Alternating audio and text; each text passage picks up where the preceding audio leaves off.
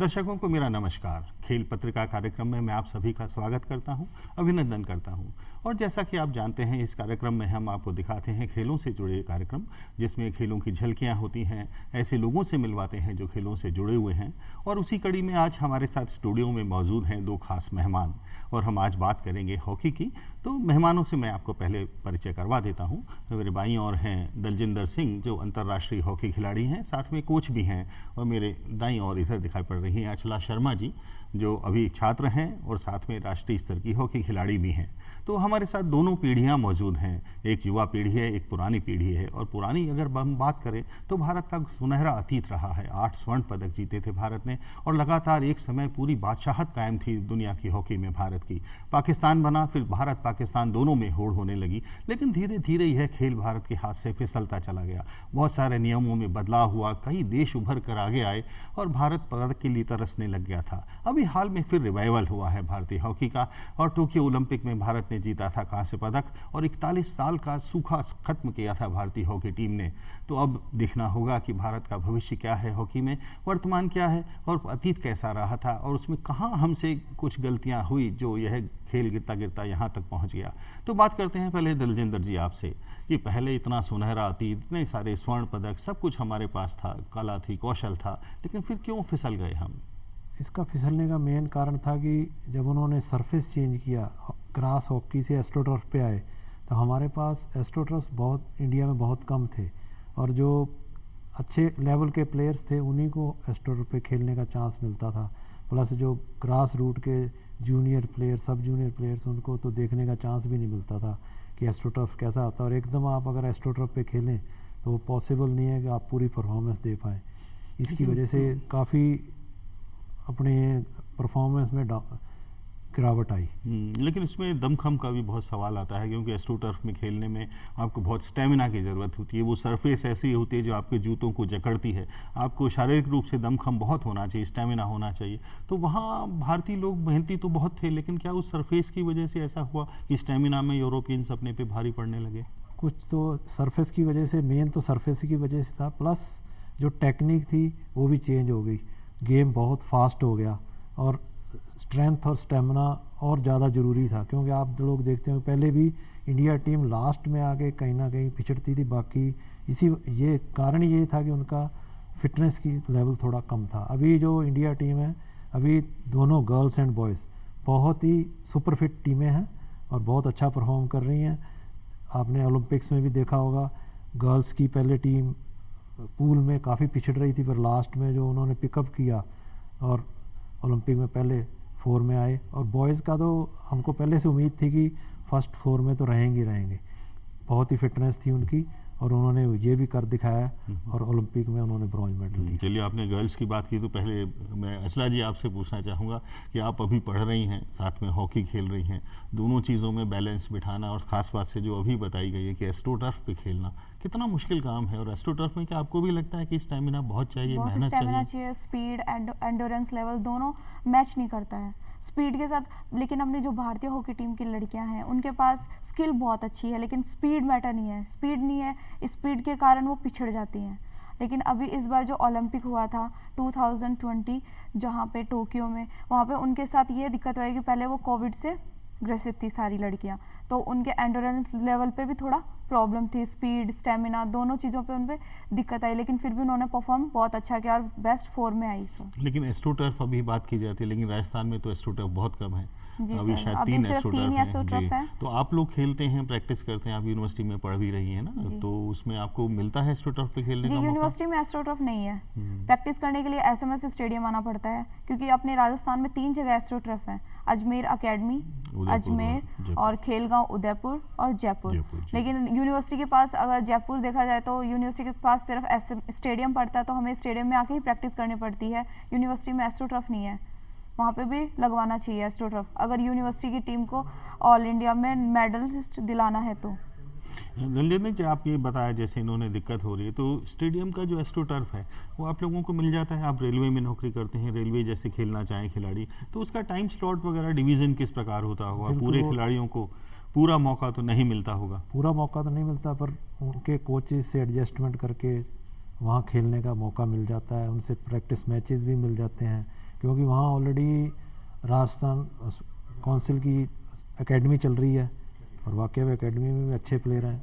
और जो जितनी भी एकेडमियाँ राजस्थान में ज़्यादा खुलें, ऑल ओवर इंडिया की बात करूँ, सब जगह अगर एकेडमीज़ ज़्यादा होंगी तो उतना ही हॉकी का इम्प्रूवमेंट ज़्यादा होगा। क्योंकि जब तक अपन ग्रास रूट से प्लेयर्स का अपलिफ्ट नहीं होगा, फीडबैक नहीं मिलेगा, तो उतना इम्प्रूवमेंट नहीं आ सकता। हाँ, तो आपने बताया जैसे कि एस्ट्रोटर्फ तो बहुत ज़रूरी है, लेकिन भारतीय हॉकी का जो रिवाइवल हुआ है आपको, वो उसमें इसका प्रोफेशनल लीग जो करवाई जा रही है FIH की, उसमें कितना योगदान है उसका?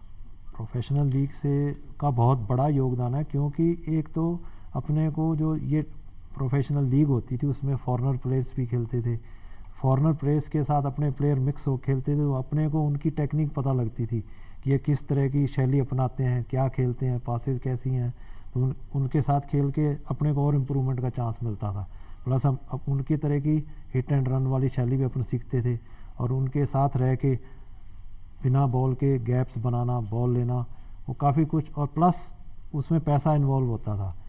हर चीज़ के लिए पैसा होना बहुत ज़रूरी है, क्योंकि कोई भी पेरेंट्स है वो कहेगा कि मेरा बच्चा खेले, प्लस पैसा भी उसके पास आए। अगर पैसा नहीं है तो कोई भी पेरेंट्स वो मना करेगा, खेलने क्यों जाते हो, कुछ नहीं मिलेगा आपको, नौकरी नहीं। तो इसके लिए प्रोफेशनल लीग तो कंटिन्यू रहनी चाहिए, और बहुत अच्छा रहा। इंडिया उसी वजह से काफ़ी इम्प्रूवमेंट आया, एक्सपोजर मिल गया उन दूसरे खिलाड़ियों से, टेक्निक का भी आदान प्रदान हो इस तरह हुआ। अच्छा जी, ये कह रहे हैं कि पैसा पैसा चाहिए, आप एज युवा खिलाड़ी के रूप में क्या सोचते हैं कि पैसा इतना होना चाहिए, या कम से कम पैसा नहीं हो कि जुनून पहले होना चाहिए? जुनून प्लस पैसा दोनों होना चाहिए सर। अगर जुनून नहीं होगा तो हम खेल नहीं पाएंगे, लेकिन अगर पीछे से सपोर्ट ही नहीं मिलेगा तो बच्चा आगे कैसे जाएगा। कभी उनसे किसी चीज़ के पैसे लिए जाते हैं, कभी किसी चीज़ के पैसे लिए जाते हैं, तो वो उनके पास वो भी कहाँ से आए? नहीं, लेकिन जब स्वर्ण पदक जीते थे भारत ने, लगातार 8 स्वर्ण जीते थे, 1928 से सिलसिला शुरू हुआ था स्वर्ण जीतने का, तो उस समय तो पैसा नहीं था खिलाड़ियों के पास, और तब भी लगातार इतने पदक जीते थे। सर उस टाइम सिर्फ उनके पास जुनून था कि बस उनको मेडल लेके आना है। भारत आज़ाद होने के बाद में उनके पास मेडल आया, पहले एक इंग्लैंड के साथ में था तब आया था, लेकिन उनको ये था कि जब इंडिया आज़ाद हो तब उनके पास मेडल आए। चलिए, जुनून भी होना चाहिए। अब आप बात करें तकनीक पे, जैसे अभी ये कहा जाता है कि फॉरेन कोच आएंगे, फॉरेन कोच बुलाए भी जाते हैं आजकल, तो एक इंडियन होता है, एक फॉरेन कोच होता है, तो टेक्निक में कितना फ़र्क देख पाते हैं कि आजकल एस्ट्रोटर्फ की जो तकनीक होती है उसमें फॉरेन कोच ही सक्सेसफुल होंगे बताने में, ये सही है क्या? कहाँ तक सही है? नहीं, ऐसा कुछ नहीं है कि फॉरेन कोच ही सक्सेसफुल होंगे, खाली ये है कि वो थोड़े से फोकस्ड रहते हैं, कोई सिफारिश नहीं मानते, और प्लस उनको जो प्लेयर अच्छा लगता है उसी को ही वो फेवर करते हैं और उसी को ही लाने की कोशिश करते हैं। हालांकि इंडिया में बहुत अच्छे कोचेज़ हैं, और ऐसा कोई नहीं है कि फॉरेन कोचेज़ ही इम्प्रूवमेंट करते हैं, पर उनका थोड़ा सा वे ऑफ कोचिंग, उनका मतलब जो डिसीजंस होते हैं उनके मेरिट पर होते हैं, आप ये कहना चाहते हैं। लेकिन ये अभी भी अपन फॉरेन के कोच भी आ गए, सब आ गए, लेकिन पेनल्टी कॉर्नर की जैसे कमज़ोरी है, या आखिरी क्षणों में भारत डिफेंसिव हो जाता है, उसमें गोल खा लेता है, बाजी एक तरह से पलट जाती है, तो इस चीज़ों पे अभी तक भी अंकुश क्यों नहीं आ रहा है? यहाँ सहमत नहीं हूँ। अभी जो अपनी टीम खेल रही है बिल्कुल भी डिफेंसिव नहीं होती। अभी अपने पास हरमनप्रीत, वरुण, इनके जैसे पेनल्टी कॉर्नर स्पेशलिस्ट हैं, और हम हरमनप्रीत का देखेंगे तो मैक्सिमम गोल उसके होते हैं। अभी उसने प्रो लीग में हैट्रिक मारी है हर मैच में, क्योंकि पेनल्टी कॉर्नर एक ऐसी चीज़ है जिस हर टीम का अच्छा होना बहुत ज़रूरी है। पेनल्टी कॉर्नर प्लस आपका गोलकीपर, मतलब best scoring opportunity penalty corner से ही होती है। तो उसमें भी अभी बहुत सारे वेस्ट भी हुए थे इस बार भी पेनल्टी कॉर्नर। वो गर्ल्स में थोड़ी गुरजीत पहले परफॉर्म नहीं कर पाई, पर उसके बाद गुरजीत ने भी जो परफॉर्मेंस दी तो जर्मनी को अपन ने 2-1 से ओलंपिक में मारा, जो कि अपने पूल में अनबीटन आई थी, और अपन सोच नहीं सकते कि अपन इस टीम को हराएंगे, और अपन ने, इंडिया ने उस टीम को हराया। सही बात है।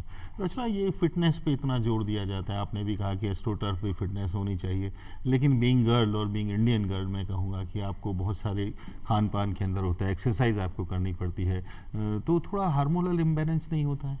थोड़ा बहुत होता है सर हार्मोन इम्बैलेंस, लेकिन अगर डाइट अच्छा प्लान होगा तो हार्मोन इम्बैलेंस नहीं होगा, और स्पीड भी मैटर है, तो स्पीड भी अच्छे से रहेगी हम लोग। यानी समय समय पे आपको कंसल्ट भी करते रहना चाहिए, न्यूट्रिशन से कंसल्ट करना रहना चाहिए।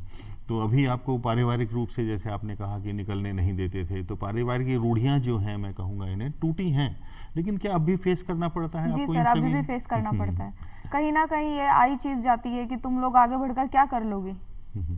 लेकिन अब अभी राजस्थान हॉकी को देखा जाए तो राजस्थान हॉकी भी कहीं ना कहीं कम ही है, इतने प्लेयर नहीं निकाल रहे हैं पेरेंट्स उनके, तो वो टीम आगे नहीं बढ़ रही है। तो अभी फिर- महिला हॉकी की क्या स्थिति देख रहे हैं आप राजस्थान में?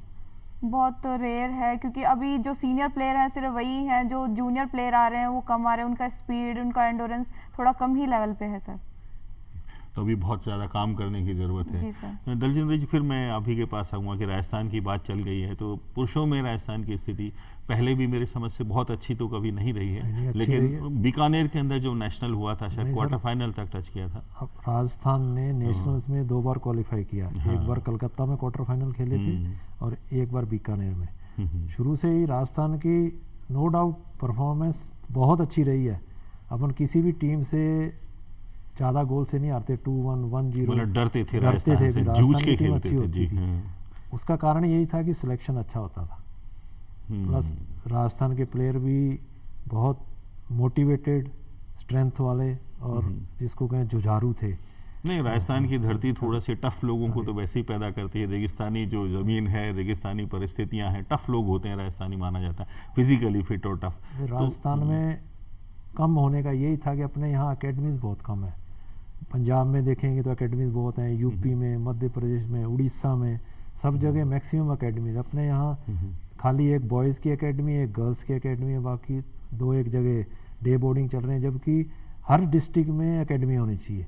जी, अपने बगल में हरियाणा है, वहाँ पे शायद 20-22 अकेडमीज हैं, और अपने यहाँ सिर्फ 3 एस्ट्रोटर्फ हैं, वहाँ 20-22 एस्ट्रोटर्फ हैं। अगर अपन ऑस्ट्रेलिया की बात करें तो हर क्लब के पास टर्फ है, 250 क्लब हैं तो 250 के पास टर्फ है, और अपने पास पूरे इंडिया में मुश्किल से 15-20 होंगे। मुझे याद आता है आपकी पीढ़ी के लोग जाते थे नेशनल्स खेलने, और वहाँ एस्ट्रोटर्फ पे मैच होते थे तो छू के देखते थे, ऐसा होता है कि एस्ट्रोटर्फ।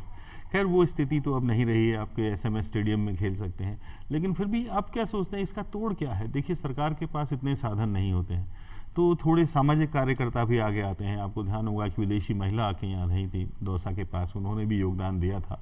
तो सबको मिलके हाथ बढ़ाना होगा, इस तरह पार पाया जा सकता है। बिल्कुल, ये बहुत अच्छी बात थी कि वो आए थे, उन्होंने इनिशिएटिव लिया। प्लस जो भी बाहर से आए तो अपने को भी उसको सपोर्ट करना चाहिए। अगर कोई चीज़ अच्छी कर रहा है तो उसको सपोर्ट करना चाहिए। प्लस जैसे अपन ने कहा, ज़रूरी नहीं जितने टर्फ हैं वो भी ठीक है, पर सब जगह अगर एकेडमीज़ प्लस स्कूल लेवल से, प्लस दूसरा आजकल टूर्नामेंट होने बहुत बंद हो गए। बहुत इम्पोर्टेंट टूर्नामेंट नहीं होएगा तो आपको कंपटीशन नहीं मिलेगा। प्लस एक टारगेट मिलता है, एक टूर्नामेंट होना है तो अपन 2 महीने पहले से तैयारी करते हैं, मेरे को ये टूर्नामेंट खेलना है, तो उससे बच्चा रेगुलर प्रैक्टिस पे रहता है, उसका टारगेट भी रहता है। अब खाली अपन नेशनल के लिए जाएं तो वो उतना कंपटीशन है। और बचपन से जो क्लासेस में, स्कूल में जो सीखता है, संस्कार पढ़ते हैं, आदतें पढ़ती हैं, वो बात तक काम आती है। तो स्कूल में आप देखेंगे स्टेट और जूनियर सीनियर के अलावा कोई ओपन टूर्नामेंट्स की बहुत कमी हो गई है। ये आपको लगता है कि ये बहुत बड़ा कारण है? बहुत बड़ा कारण। ओपन टूर्नामेंट्स मैं कह रहा हूँ बिल्कुल ही बंद से हो गए हैं। इवन दो जो डिस्ट्रिक्ट लेवल पे भी जो क्लब्स वगैरह कराते थे वो भी बिल्कुल बंद है। मैं तो बीकानेर से बिलोंग करता हूँ, बीकानेर में ही कम से कम 5-4 तो डिस्ट्रिक्ट लेवल के टूर्नामेंट हो जाते थे। लेकिन उसमें बहुत हद तक आप नहीं मानते कि योगदान कुछ हॉकी खिलाड़ियों का भी है? जयपुर का मुझे याद आता है, कई बार कई झगड़े वगैरह होते थे तो टूर्नामेंट बंद हो जाते थे। तो थोड़ा सा एक डिसिप्लिन भी चाहिए खिलाड़ियों को। बिल्कुल, ये तो है, डिसिप्लिन तो चाहिए। प्लस फिर अगर झगड़ा होता है तो ऑर्गेनाइजर भी सोचता है मैं नहीं, फिर ऊपर तक पेरेंट बॉडी को सामने आना चाहिए, तो थोड़ा सा वहाँ पे और प्रयासों की ज़रूरत है। अभी वैसे अभी तो काफ़ी स्ट्रिक्टनेस हो गई है, बहुत डिसिप्लिन चल रहा है काम। इसकी वजह से आपने देखा हो कभी कोई हॉकी गेम में भी कोई झगड़ा नहीं हुआ और बहुत अच्छा माहौल चल रहा है, जिसकी वजह से ही काफ़ी इम्प्रूवमेंट हुआ। ऐसा मैं आपसे वापस आप पे आऊँगा, झगड़ा नहीं कहना चाहिए अपने को, एक एग्रेशन कहना चाहिए। एग्रेशन नहीं होगा तो खेल नहीं सकते। रहता है, अग्रेसिव रहते हैं खिलाड़ी बहुत ज़्यादा। फाउल गलत हो गया तो अग्रेसिव हो जाएगा खिलाड़ी, गुस्सा आएगा, एक लास्ट मोमेंट पे गुस्सा तक आएगा, और ये होना जरूरी है। जब तक जुनून, जब तक खुंदक नहीं आएगी खिलाड़ी के अंदर खेलने का, जुनून नहीं होगा तो वो खेल नहीं पाएगा। यानी लेकिन वो गुस्सा चैनलाइज होना चाहिए, हाँ, तो उसके वो लिए एक आप कुछ लिमिट तक होना चाहिए। वो लेकिन- टेबल पे, रेफरी पे, इन चीजों पे नहीं निकलना चाहिए, अदर प्लेयर पे नहीं निकलना चाहिए, वो अपने सिर्फ गेम पे निकलना चाहिए। तो आपको लगता है आपको भी गुस्सा आता है या जी जैसे सर, खिलाड़ियों आता को, है। लेकिन उसको चैनलाइज फिर कैसे करते हैं? पढ़ाई की तरफ ले जाना है, नहीं सर, पेरेंट्सों की only game इरिटेशन, में। जब प्रेशर आता होगा तब सभी तरफ गुस्सा आता होगा, झुंझल आती होगी, तो उसको चैनलाइज करना बहुत जरूरी है आज की दुनिया में। मेडिटेशन सर, मेडिटेशन बहुत अच्छा बेस्ट। सबसे ज़्यादा मेडिटेशन करें, व्यायाम करें, उनसे सारी दिक्कतें सही हो जाती हैं। अगर हम 15 मिनट पूरे दिन में मेडिटेशन भी करते हैं तो हमारा मस्तिष्क, हमारा माइंड बिल्कुल शांत रहेगा, तो हम लोग सब चीज़ें मैनेज करके चल सकते हैं, पढ़ाई भी और गेम भी। लेकिन ये आज की हम दुनिया सिर्फ थकते बॉडी से नहीं है सर, माइंड से थकते हैं। सही बात है, माइंड बहुत अगर जरूरी हम है। माइंड से थकेंगे तभी तो हम चीज़ों को एनालिसिस नहीं कर पाएंगे। अगर माइंड से थकना बंद कर देते हैं तो हम सारी चीज़ें को एनालाइज, बैलेंस करके चल सकते हैं। लेकिन गेम माइंड भी तो प्लस स्टडी भी। माइंड तो आज थकना बहुत आसान है, क्योंकि मोबाइल भी है आपके पास, जी, व्हाट्सएप, मोबाइल फेसबुक, के बहुत बिना सारी तो कोई चीजें है ही हैं। नहीं है, ऐसे लगता है बिना मोबाइल के तो पूरी जिंदगी नहीं है। नहीं, लेकिन पर क्या है? लिमिट का होना चाहिए सर, मोबाइल भी जरूरत है तो वो भी हर चीज़ टेक्निकल, क्योंकि आजकल काफ़ी चीज़ें हैं जो हमें मोबाइल से सीखने को मिलती हैं।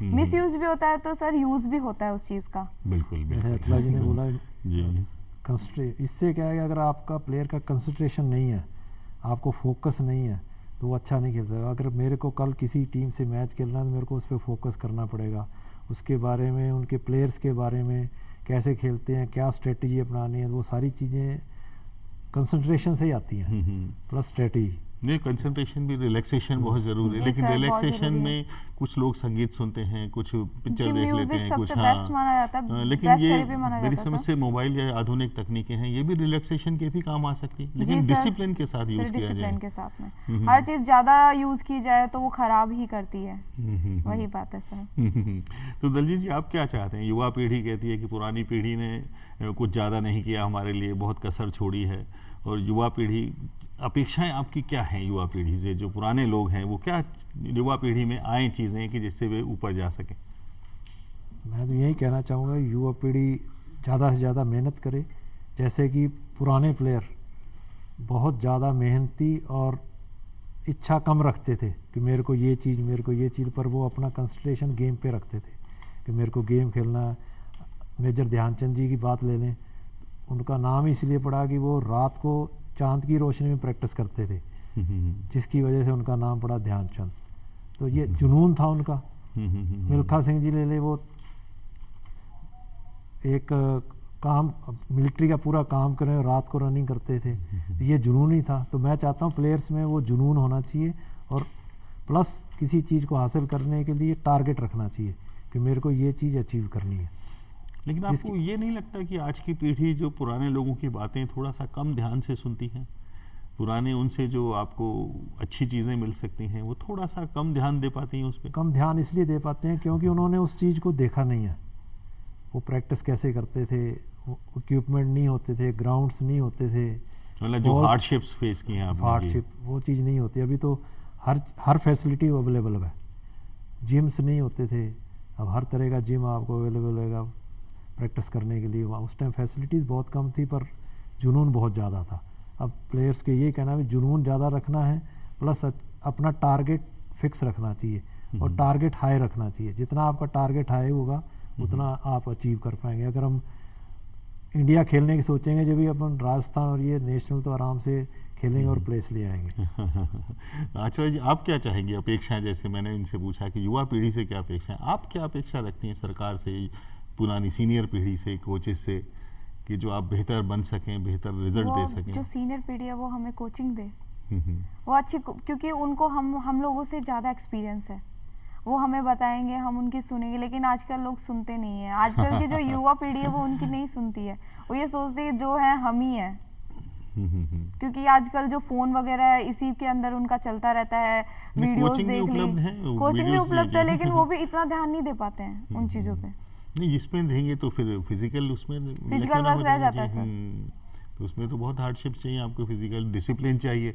एक दलजीत जी, ऐसा होता है आज की दुनिया में कि स्पोर्ट्स, कोई भी स्पोर्ट हो, पूरी ज़िंदगी एक तरह से जो आपका ट्रेनी है कोच के हवाले कर देता है, क्योंकि क्या खाना है, क्या पहनना है, टाइमिंग्स क्या करने हैं, अनुशासन कैसे रखना है, तो वो पूरा कोच को हवाले करता है। तो ऐसे ट्रेनिंग्स आपके पास आते हैं कि बिल्कुल समर्पित भाव हो जाए, जैसे पूरा समर्पण कर दें? बिल्कुल आते हैं ऐसे। और प्लस अगर एक प्लेयर अपने कोच को अपने आप को समर्पित करता है तो उसकी भी जिम्मेवारी बनती है उसको पूरा ध्यान रखे, उसको टेक्निक सिखाए, प्लस क्या करना है, किस तरीके से प्रैक्टिस करनी है, शेड्यूल बना के दे और उसका फिर परफॉर्मेंस देखे कि ये शेड्यूल किया, इसमें कितना इम्प्रूवमेंट आया स्पीड वर्क में, फिटनेस में, ड्रिबलिंग में, शूटिंग में।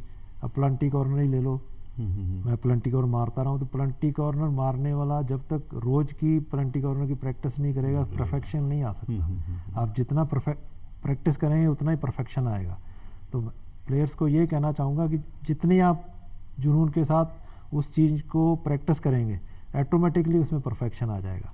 अब कोई सोचे कि मैं प्लंटी कॉर्नर नहीं मार सकता, कोई भी चीज़ इस दुनिया में इम्पॉसिबल नहीं है। अगर आप धार लें कि मेरे को ये करना है तो आप कर सकते हैं।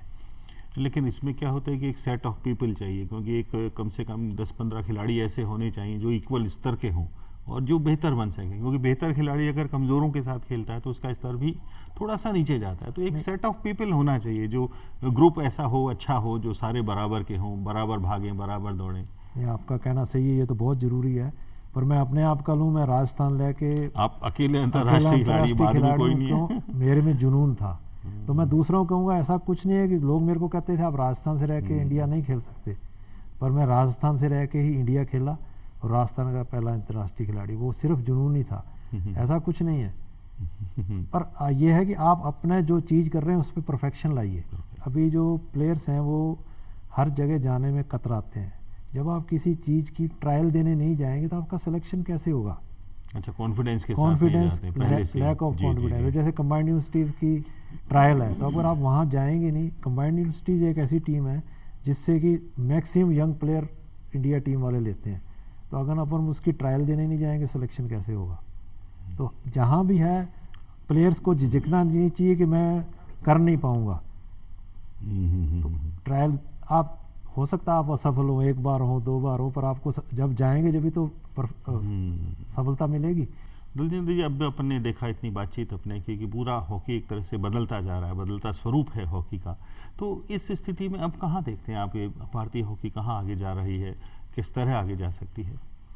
इसमें तो यही है कि मैक्सिमम प्लेयर्स को एस्ट्रोटॉप पे खेलने का मौका मिले, प्लस जो टेक्निक्स नई आ रही हैं, जो तकनीकी हिसाब से भी टेक्निकली कितनी कैलोरीज वेस्ट की हैं, कितनी प्लेयर ने कैलोरीज लेनी है, उस पर भी ध्यान दिया जाए, मेडिटेशन की जाए, प्लस अलग से कोचेज़ उस पर ध्यान दें।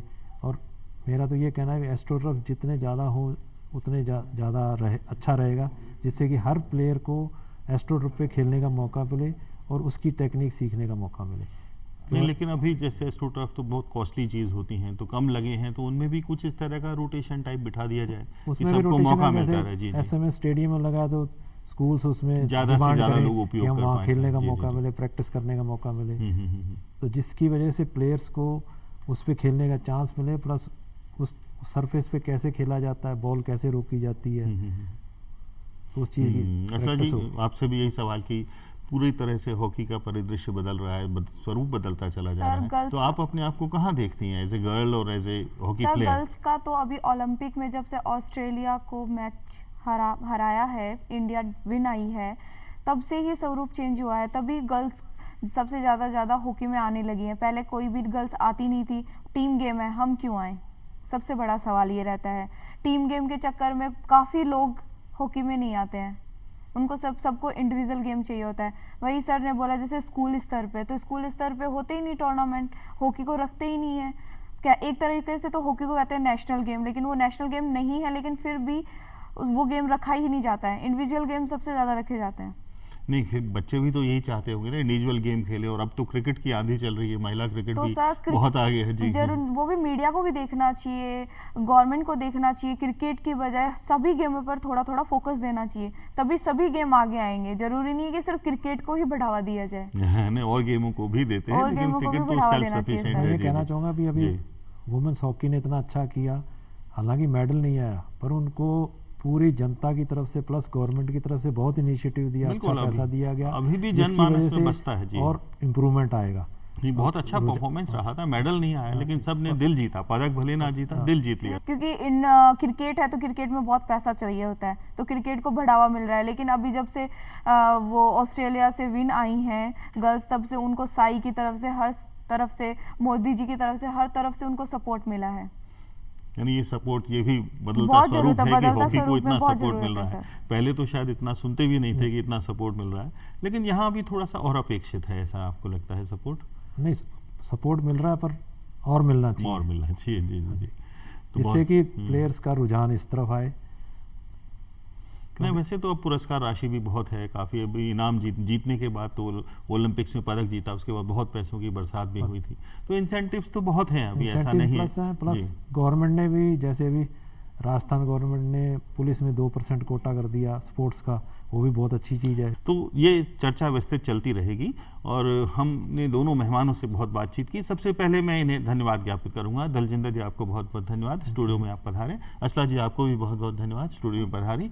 तो ये थे हमारे साथ दो खास मेहमान, जिनके साथ हमने हॉकी पे विस्तृत चर्चा की, हॉकी के बदलते स्वरूप पर चर्चा की, और इस उम्मीद के साथ कि भारतीय हॉकी फिर से पुराना गौरव हासिल करेगी, मैं आप सभी से विदा लेता हूँ। जय हिंद।